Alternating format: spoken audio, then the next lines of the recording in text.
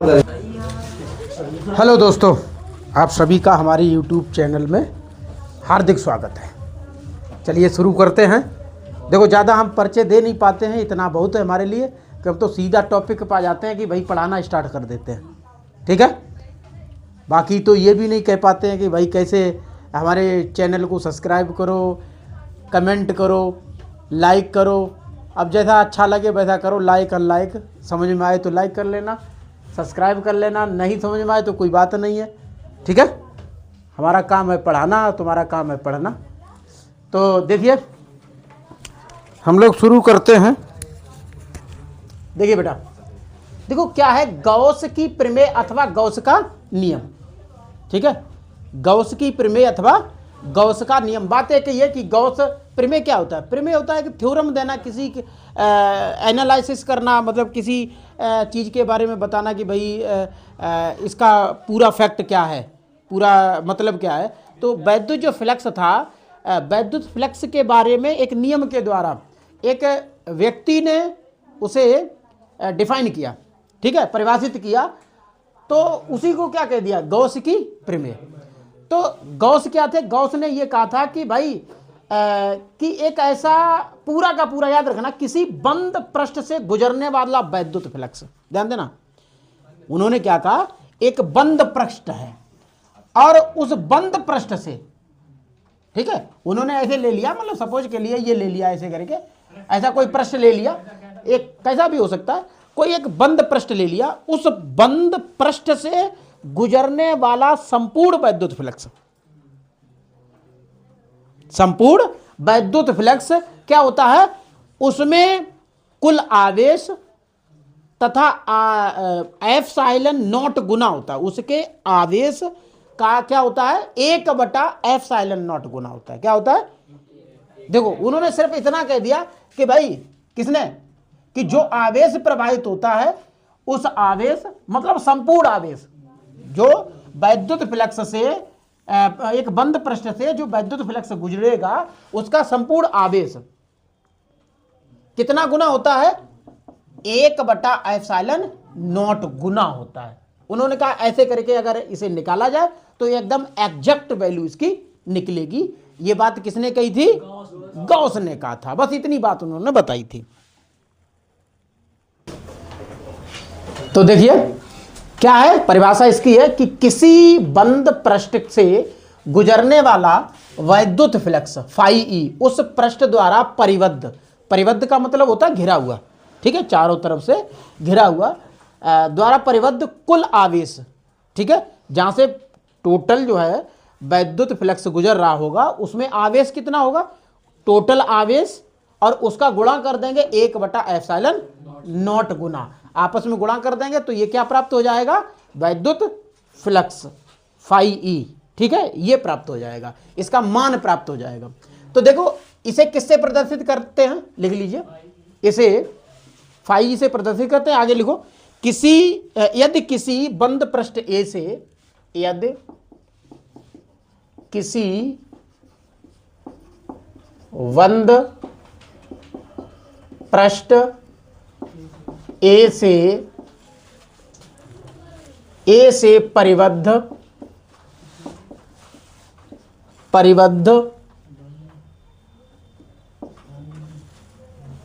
आवेश Q है तो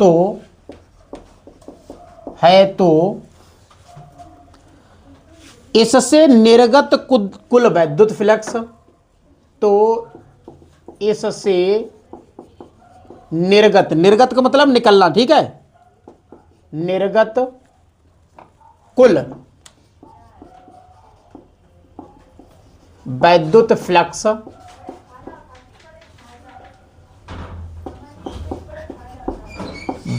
फ्लक्स फाई ई बराबर Q/एप्सिलॉन नॉट, ठीक है, परंतु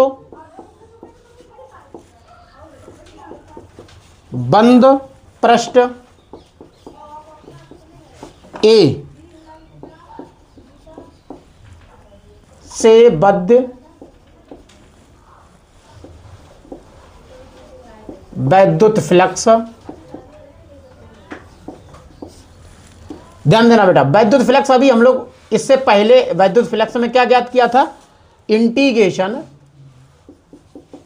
vector E dot D A vector, यही तो करा था।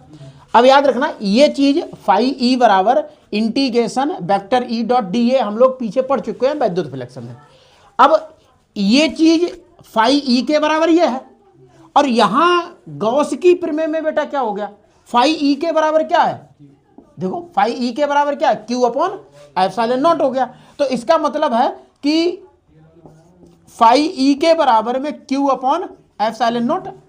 अब ध्यान देना कि ये दोनों फाई ई हैं, दोनों के आपस में बराबर, ये भी तो हो सकता है, ये कैसे, integration E dot D A बराबर क्यू अपॉन एप्सिलॉन नॉट, है ना, सब बराबर हो सकते हैं। अतः आप एक साथ लिख सकते हो क्या, फाई ई बराबर integration vector E dot D A vector बराबर क्या लिख सकते हो, क्यू अपॉन एप्सिलॉन नॉट। ठीक, ये आपका गॉस की प्रमेय होगी। मतलब अब गॉस का नियम पूरा बताया है। अगर इस प्रमेय की उपपत्ति निकालनी है, मतलब इसे प्रूफ करना है, तो वो चीज अलग है, विद्युत चित्र के अभी आपको प्रूफ करा देंगे। तो देखो बेटा, सभी बच्चे देखें कि हमें क्या करना है, गॉस की प्रमेय की उपपत्ति बताना है, प्रूफ करना है कि ये कैसे हुआ। ध्यान देना, क्या प्रूफ करना है, प्रूफ करना है फाई ई बराबर क्यू अपॉन एप्सिलॉन नॉट कैसे आया। ये तो अभी मैंने बता दिया था कि गॉस के नियम में, गॉस की प्रमेय में उन्होंने गॉस जी ने कैसे, किस तरीके से, इस तरीके बता दिया था, वो नियम नॉर्मली आपको मैंने बता दिया था। अब उन्होंने प्रूफ कैसे किया इस चीज को, गॉस जी ने ये प्रूफ कैसे किया कि ये हुआ कैसे। ठीक है, तो ये हम लोग क्या करेंगे, प्रूफ करेंगे। सबसे पहले देखो गॉसियन पृष्ठ एक ले लिया, क्या ले लिया, गॉसियन पृष्ठ। जैसे ये पूरा क्षेत्रफल है, बंद पृष्ठ है ये, इसके बिंदु ओ पर एक प्लस क्यू आवेश स्थित है, इसके चारों तरफ एक क्षेत्रफल है। अब बिंदु ए से याद रखना आर दूरी पर एक बिंदु पी है, और जो बिंदु पी है उसके चारों ओर एक क्षेत्रफल अवयव डी है। क्या है, पी, बिंदु पी के चारों ओर क्या है, एक क्षेत्रफल है। मतलब कैसा क्षेत्रफल, लघु अवयव क्षेत्रफल। ठीक है, बहुत छोटा है, यानी कि डीए है। इस बिंदु से वैद्युत क्षेत्र ई है, इधर अभिलंब, देखो अभिलंबवत खींची गई रेखा है, ये तल के याद रखना ये कोई तल है, और तल से अभिलंबवत खींची गई एक रेखा है, जिस पर ये आपका एकांक वेक्टर है।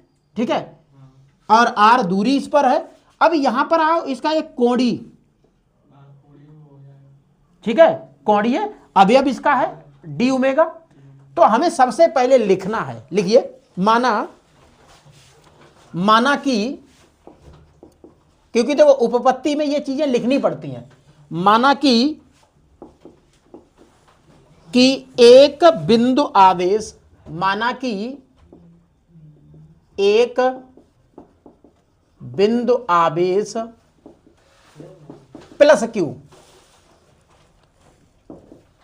एक बंद पृष्ठ ए के भीतर एक बंद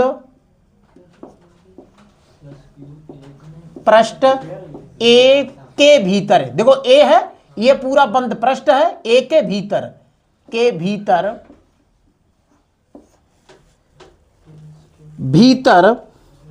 बिंदु ओ पर स्थित है, बिंदु ओ पर स्थित है, ठीक है। देखो जो प्लस क्यू आवेश है, बंद पृष्ठ ए के भीतर बिंदु ओ पर स्थित है, ठीक है। फिर देखो बिंदु ओ से आर मीटर की दूरी पर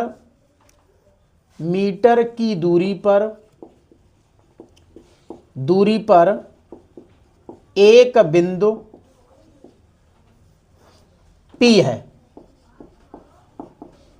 जिसके चारों ओर, एक बिंदु P है जिसके चारों ओर, जिसके चारों ओर,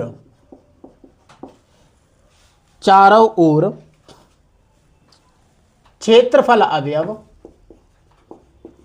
क्षेत्रफल अवयव DA है। ठीक है, DA है। ठीक है, तो R मीटर लिख दिया बेटा इसमें।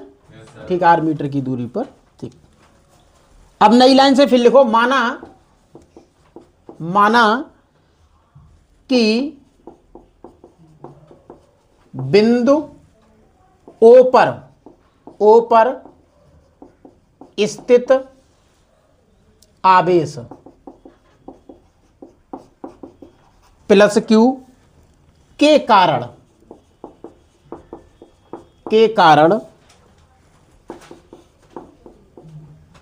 बिंदु P पर वैद्युत क्षेत्र E, बिंदु P पर वैद्युत क्षेत्र E, वेक्टर E, बिंदु P पर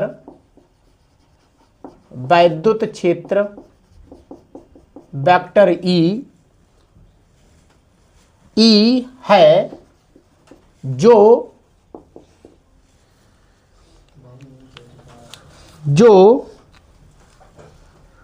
OP के अनुदिश है। OP के अनुदिश जानते हो, उसी दिशा में अनुदिश, जो OP के अनुदिश है, अनुदिश है। ठीक है, लिखना है क्षेत्रफल अवयव, क्षेत्रफल अवयव, क्षेत्रफल अवयव क्या है? DA। क्षेत्रफल अवयव DA से गुजरने वाला, DA से गुजरने वाला, से गुजरने वाला बाहर की ओर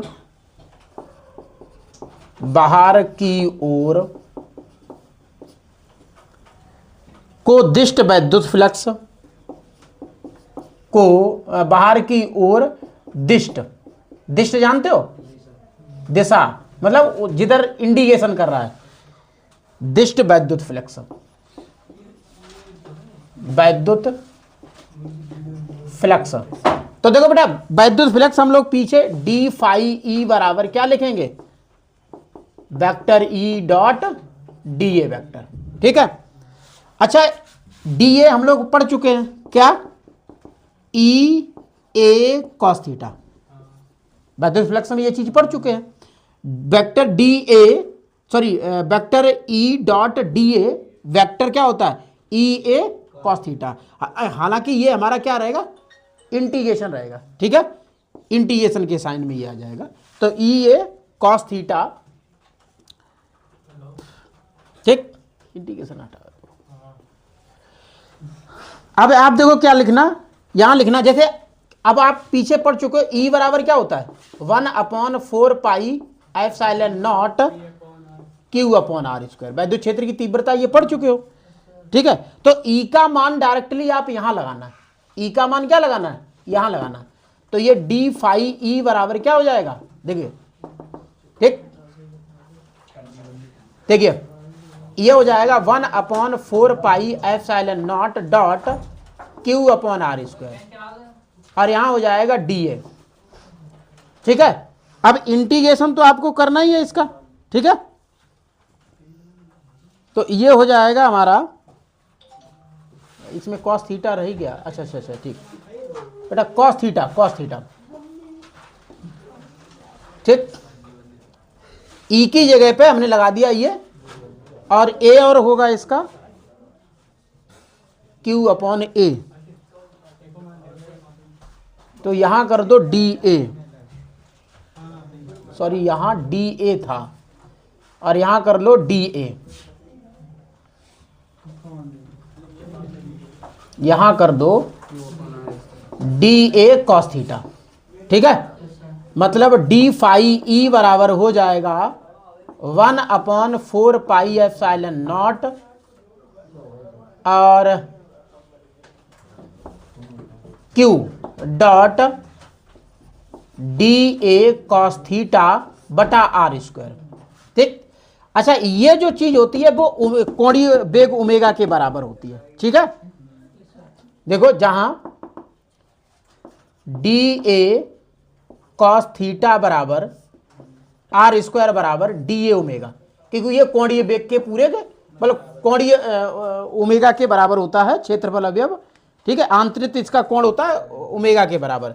तो ये हो जाएगा आपका डी फाई ई बराबर, डायरेक्ट आप लिखेंगे, देखो ध्यान देना क्या लिखना है, 1/4 pi epsilon not dot Q, और यहां लिखना है डी ओमेगा।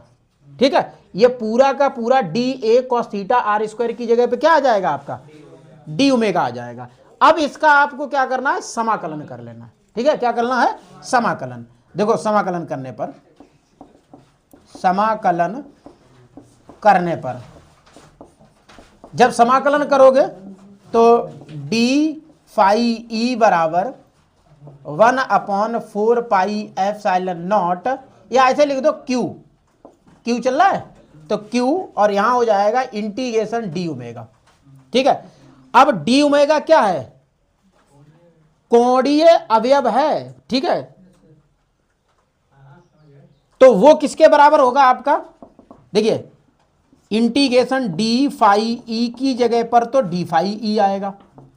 ठीक है, और इंटीग्रेशन डी ओमेगा की जगह पर क्या आ जाएगा आपका, नहीं 4 पाई, क्योंकि भाई 4 पाई यहां क्यों आएगा, क्योंकि उसका, हाँ ये मैंने आपको पहले बता दिया था, क्योंकि ये हमारा संपूर्ण पृष्ठ द्वारा बिंदुओं पर आंतरिक घनकोण है।